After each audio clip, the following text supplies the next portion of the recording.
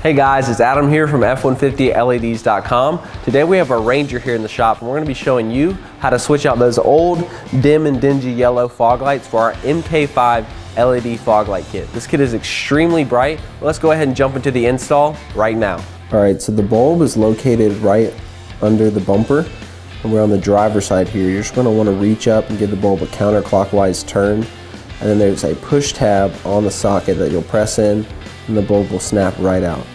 And now we're going to take the ballast and connect it into the truck's wiring harness, and you'll hear it click into place. Next, we're going to take our bulb from our MK5 kit and we're going to slide it up into place.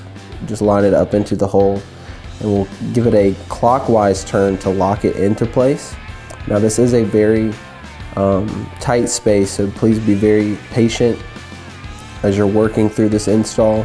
It is helpful, you can look through the front to see where the hole lines up a little bit easier from the front of the fog housing. But yeah, it does take a little bit of time and a little bit of patience to get this bulb locked into place. But once we have it locked into place, all there's left to do is to zip tie this ballast up and we're good to go.